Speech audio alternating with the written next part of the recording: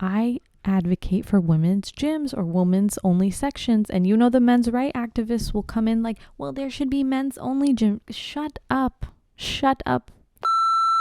Hey guys, welcome to today's video. I got really positive responses on the last one that I did in this format, and so I'm like, you know what, let's make this a thing. If you guys like it and you keep consuming it, I'm gonna keep creating it. So I told you guys about my Turkish mugs. Some of you guys said you want to see them, but did you not understand? Only one survived. Don't call them plural. It's very painful to remember. But basically, this is the mug. Okay. Isn't it beautiful? But the truth is, this is not even the design that I wanted. I liked the other mug more. Sorry. You don't hear anything. But this is what survived. So, survival of the fittest. This is the design of the other one that broke. It's so sad. But anyway, at least we have one mug, right? And I have an unhealthy obsession with cups. I told my mom this. I was like, Ami, I will go shopping the whole day just looking for mugs and cups and whatever. I'm just obsessed with like getting the perfect size and design. And, you know, I'm very specific about my cups. And she was like, yeah, you inherited it from me, which is true. It makes sense. But anyway, I am a little bit of a cup snob. Like, I feel like if I came into a lot of money, I would buy some really expensive teacups. People in the comments be like, I would give money, I would donate to charity. Yeah, I'm sure you would. Okay, and I would too. But I would save some of my money so I can get some cups. Anyway, we made a little bit of spearmint tea here today because I've been eating a lot of junk food recently. Cheers, mate. All right, let's go. So I asked you guys on Instagram what you guys wanted me to talk about next. And honestly, the suggestions were all over the place. Some of you guys wanted me to talk about really serious issues, which I am going to talk about in other videos. I feel like I'm going to see this in post-production and hate this because of my double chin. Oh, since we're speaking of double chin, today's video is going to be about body image. Okay, it's going to be about confidence, body shaming. Well, these were the suggestions that you guys made. Someone even brought up like body image issues right before getting married or, you know, around the time of marriage. So I have trouble sometimes. Like I was having a bad hijab day. Like some days you can have a bad hijab day, like you have a bad hair day. Okay, here's the complication. I feel like dressing yourself and feeling good about yourself is an art. The things that they sell you in magazines and all this stuff, this is bakwas, okay? Because there's a formula to it and everybody is their own individual person. This will help with your body image and self-esteem, I'm telling you. And it is that you have to understand the way that clothes work. Okay, so for example, I was having a really hard time figuring out how to tie this today because of two reasons. One, I feel like I have a wider, bigger head, like a face that's squarish. So when you have a face like that, there's certain hijab styles that look good on you. So it's same as haircuts, and there are certain ones that don't. They don't flatter you. So I don't really care what the trend is in hijab because I have to figure out what looks good on me and what makes me feel good. Now, the other thing that is difficult to balance with that is, for example, this is a bulky sweatshirt, right? Kind of. If you're gonna wear your scarf really tightly around like a jersey hijab, it's gonna look interesting. You're gonna look like Buzz Light, you know what I mean? And then if you have a face like mine, you're gonna look like Buzz Lightyear even. So it's a science. Style, clothes fitting properly, all of that is a science, and that all plays into how you feel about yourself. So anyway, you know, in today's video, we're going to talk a little bit about my history. I've talked in other videos about body image, more like attractiveness and that kind of a thing, but I'm going to talk specifically about body image issues today. My history, you know, kind of like what I was like, where I'm at. I'm going to talk about some things that I feel like have changed my mindset, to talk about like fitness and dieting and whatever, being healthy. Okay, so if any of those items don't make you feel very good or triggering to you, might not want to watch this video. Let's go ahead and get into it. So a little bit about where I was and where I'm at now. Where I was. Suki Mai was my nickname growing up. Suki means skinny. Mai, couldn't tell you. I couldn't tell you what that means. If you want to let me know what it means, go for it. But I think it means something like ma or something. I was a skinny kid. I was a skinny teenager, and I was a very skinny young adult. Which brings me to something that I did want to say also, is last night I had a conversation with my husband because I was writing these scripts and, you know, figuring out what I was going to record today. And I was like, who wants to listen to me talk about body image?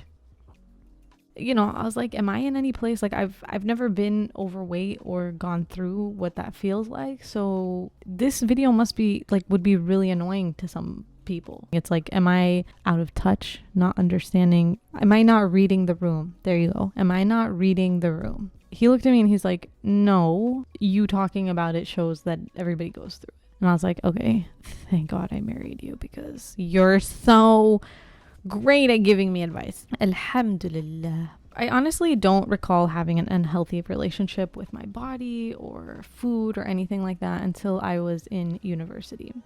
Now, as I mentioned in probably some other videos, I did go to an all-girls school before I went to university, and it was like going from a little fish tank and being thrown into the ocean. That's what it felt like. Or maybe like a really, really big lake. You know, when we started going to the MSAs, everybody's trying to look for a husband, you know. It was around that age that I think a lot of people started getting in relationships, maybe more serious relationships. It was a time that I started to feel like self-conscious. Like I was already thin, and then I would walk on campus because that's the only way to get around campus, and it was a really walkable, huge campus. I was walking a ton, and then, you know, even in my later years I got a bike. So I was like, did any of the calories that I ate in a day count for anything?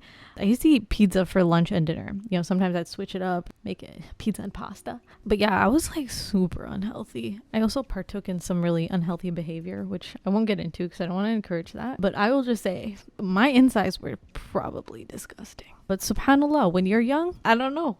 Everything works out. You are a machine. You could dump some junk in that machine and it will still perform at optimal performance. It's crazy. Anyway, that's around the time that I had the earliest memories of, you know, feeling like I had a problem with my body image. And I felt like I wasn't very womanly. That's really what it was. I felt like kiddish. I felt like a child because I was very thin. It's not like, you know, guys were throwing themselves at me left and right or in any direction, to be quite honest with ya. For the girls who were really, I don't know, I guess maybe it was just my own insecurities, but I used to look at like some of the people that I don't know that I would hang out with, but you know, maybe acquaintances and whatever, and like the way they dressed was so nice, and they would wear very womanly, like, or traditionally feminine type of things, like boots with heels, and like I don't know, like they had some sort of silhouette, right? And here was me, like just flat as a board everywhere, which, you know, from a hijabi perspective is like, you know, some people may argue like, well, that's shouldn't be your focus, but like that's a normal thing. It doesn't matter if you're hijabi or not. Everyone has self-esteem or body image issues because you still have a body under that. Anyway, we'll get into it. Felt very self-conscious about the fact that I had no curves, and I actually wanted to gain weight at that point. I would buy like creatine powders, protein powders. I'd go to GNC and I'm like, I'm gonna get, you know, some of these and make a smoothie. And, you know, all of a sudden I'm gonna wake up and I'm gonna look like, I don't know, who's someone with a lot of curves. Beyonce, I don't know. But yeah, it was kind of stupid looking back. It's hard for me to remember really exactly what I look like because I don't feel like I took a lot of pictures in terms of like without clothes on, I guess. So like I don't remember what I look like, but I remember, I think my body percentage was so low that, and I was an active person. I wasn't like a D1 athlete, but I still played club lacrosse and I'd go to the rec center and go for runs all the time. And I don't know, I have this like memory of someone saying that I had abs, but I didn't have abs, but I have some sort of memory of someone saying like that I had some definition of it, but like I don't have any pictures. I don't even mentally remember what I used to look like, to be honest. I'd have to look at a picture of me to even remember how skinny I was. But yeah, that's what it was. But it's crazy because that is such a coveted like body type for a lot of people, and it's crazy that even at that time I didn't think it was good enough. It's crazy. But when I graduated, I definitely put on weight like incrementally, but I do remember like calling myself fat all the time.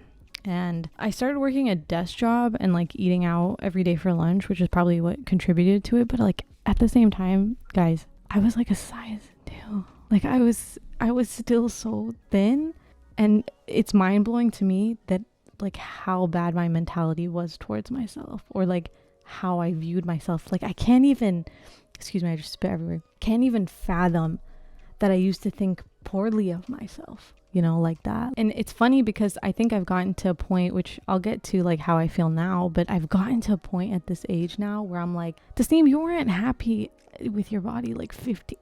Why am I spitting so much? You weren't happy with your body like 15 pounds ago.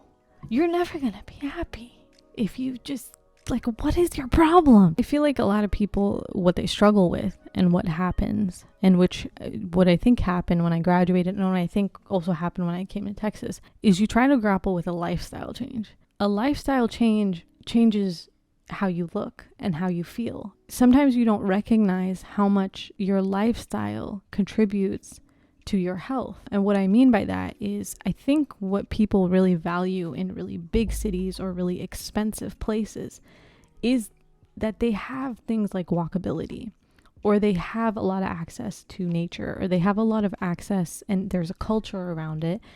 And people who are richer get access to those things, right?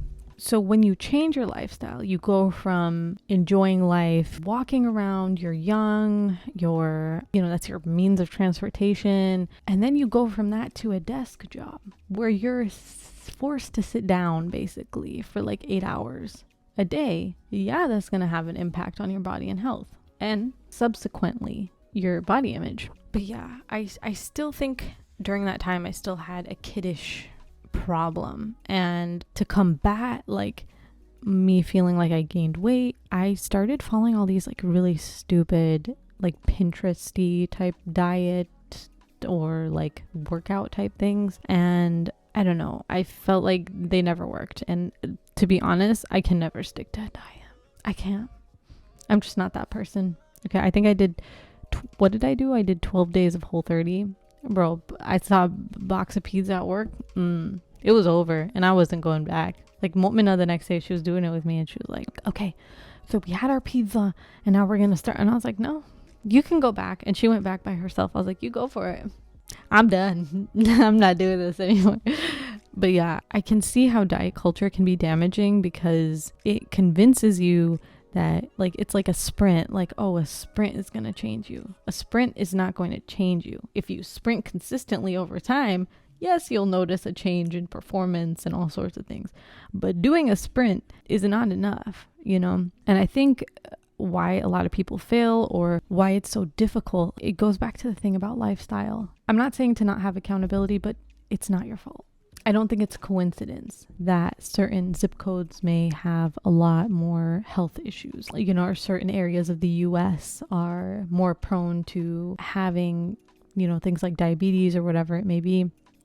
I don't think that it's a coincidence. I think that there is something deeper, and to like blame it on an individual level or an individual choices is not fair, because I feel like, especially as you get busier in life, it's really hard. I feel like it's almost like it's a luxury to be able to have the time to take care of yourself. I will always advocate for like to put your health first before a job or anything like that. And some people just simply don't have that choice.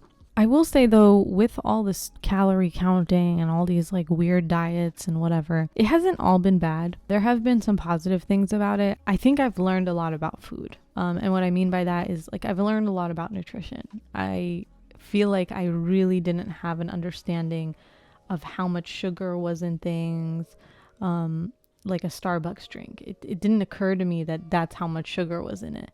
I used to like literally, you know, at that time that I was like super skinny and unhealthy, dude, I used to put like 8 teaspoons of sugar in a cup of chai. Can you believe that? 8 teaspoons. That is disgusting. So there definitely were positives to like understanding how food works. Also in the recent years, now I understand that like the proportion of your plates. I'm a carb monster, man. I love carbs. But understanding like the value of protein from a medical perspective. One thing that I've consistently noticed in like most nutritional advice is like everyone says to up your fiber and vegetable intake, right? And veggies count for different things, but it's kind of a universal thing. But anyway, let's get back into my mentality. Now I'm starting to act like I'm some sort of nutritionist, and I'm not. But yeah, over the years I was active. I had body image problems throughout. Like I feel like I had some form, I've never been diagnosed, but I genuinely feel like I had like body dysmorphia on some sort of level. I continue to say somewhat active. You know, I'm not the type of person who goes to the gym like every day. I probably do like 2 to 3 times a week, and there are weeks that I go without doing anything at all. I fall off, but I always end up picking it up again. And I always kind of switch things up, so like I get bored really easily. This video is about body image, but I keep going towards fitness. What's wrong with me? Well, whatever, I'll tie this up. Fast forward to me getting married, and wow, bro, we ate so much food. Like I was already gaining weight, I think around the time of the wedding, because I was so stressed, and you know, COVID happened, and I wasn't really like going out and doing anything. Any of my free time, I was like wedding planning, and then I came here, and being active here was a challenge. Like I think when I first got here, I tried to like run. A few months in, I realized, I was like, man, this weather is not like, I am not a runner here. I'm done. I don't want to run. I'm not interested in it. I don't want to do it. I'm done. I think my running career is over. Not that I ever had a running career. It was just too hard. Oh yeah. We started eating a lot. Oh my God. We ate so much. We ate out like twice a day for like, I don't know how many months. The weight gained was incredible. But I think after Ramadan, I ended up losing, and I've kind of probably come somewhat close to where I was before I got married. Yeah. I even joined a gym during COVID, and I was like, what is this, bro? It was packed. People in Texas don't care. It was really annoying because it was an expensive gym. Every hour of the day it was crowded.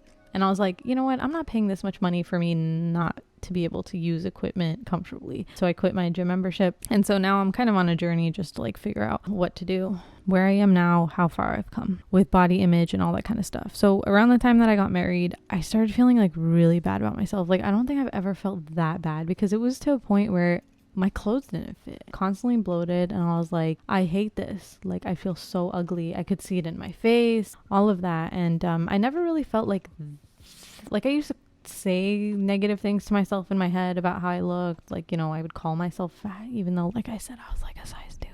I don't know. Like, I think the fact that my clothes weren't fitting was really bothering me. Yeah, I was just like, I can't be like this. I started having some like weird health things. Like I started to develop really bad acid reflux. Honestly, what reset everything for me was Ramadan. So I fasted for 30 days.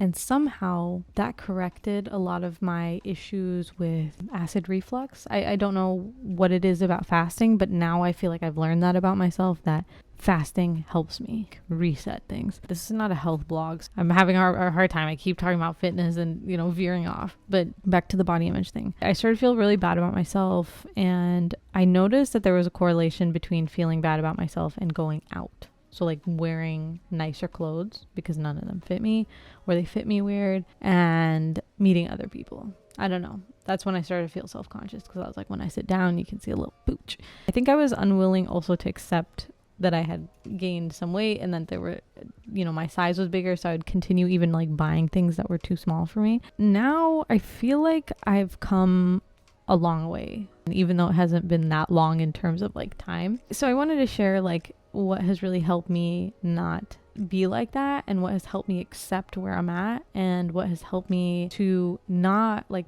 talk about myself like that and feel that way. The biggest thing is acceptance. I hate gyms. Wow, it took me so long, so many years to accept the fact that I hate gyms. I hate them. I don't want it. And why do I not want it? I feel like it is a place that I am so uncomfortable, and I advocate for women's gyms or women's only sections. And you know, the men's right activists will come in like, well, there should be men's only gym. Shut up. Okay, don't act like you haven't seen all the videos of girls being filmed and watched creepily while they work out. Mu'mina has told me that you can't tell what gender I am when I go to the gym. So I don't know. I don't think I get stared at. I think I get stared at for different reasons. It's because people are trying to figure out why I'm wearing a beanie and it's like 100 degrees out and full sleeves. Like, people are trying to understand that. But anyway, you know what? I'm going to get myself in trouble going down this. Yeah, I feel uncomfortable doing certain moves because the gyms are very male dominant. I've been to a women's gym once. I remember when I was younger, my mom used to go to a women's gym. I think that gym closed down. But yeah, it feels like gyms are just like people are peacocking. It feels like a bunch of peacocks. It does. And I know some people be like, no, like I worked hard for this body so I can show it off. And that goes for men and women. And I'm just like, I don't fall in that arena. Like that is not. Little side note off track here. But I think Muslims are really okay with men being like that. Like they're really okay with men being like going to the gym, wearing certain things and like being all about like, you know, obsessed with their aesthetics, and that's okay. But you know, nobody calls that out, right? Like I hate gyms, so I've come to the conclusion that I hate them because I feel uncomfortable, and so I'm not going to force myself to go and be in that environment because I don't like it. I don't like it.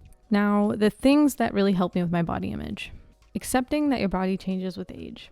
Okay, we're not going to look like what you did when you were 20, and the way that you look like you when you were 20, you didn't even like the way you looked at that time. So why would you want to go back there?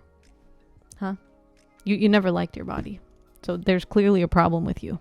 Like mentally, it's not your body, it's you. Another thing that has really changed me, I think, is shifting from an aesthetic based goals to looking at my overall health. I think health has kind of become a priority for me this last year.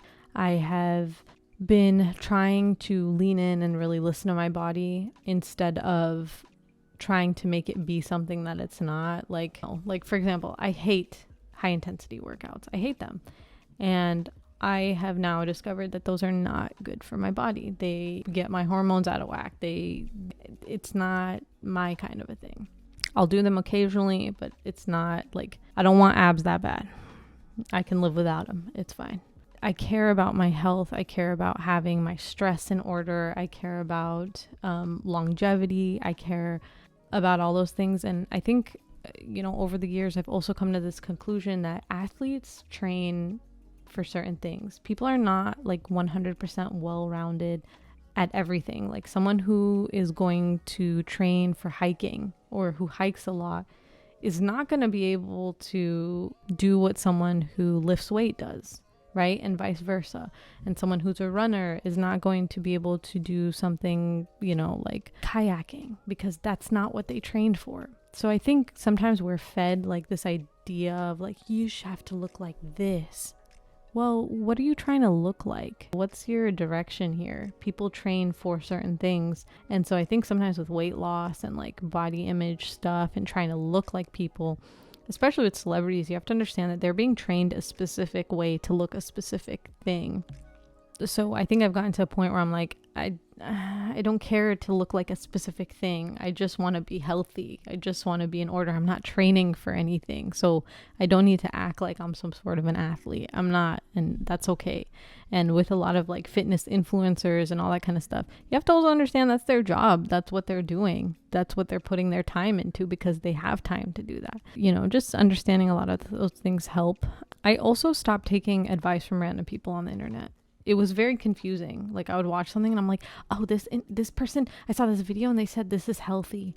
Doesn't mean it's healthy, and it doesn't mean that it's going to react well to your body. You know, I've had a lot of issues with thinking like some sort of meal or oh my God, actually, this is a whole nother point. When it comes to diet culture, I started getting acid reflux and GERD, GERD, because I was following these like weird nasty recipes that were healthy but they were like American, and I realized that when I went back to like eating what I used to eat when I was a kid, like stuff like, I don't know, just like desi healthy food, and going from that mentality, I was like, wow, this is so much easier for me to sustain, and this is so much like I actually want to eat it and my body's not reacting crazy to it.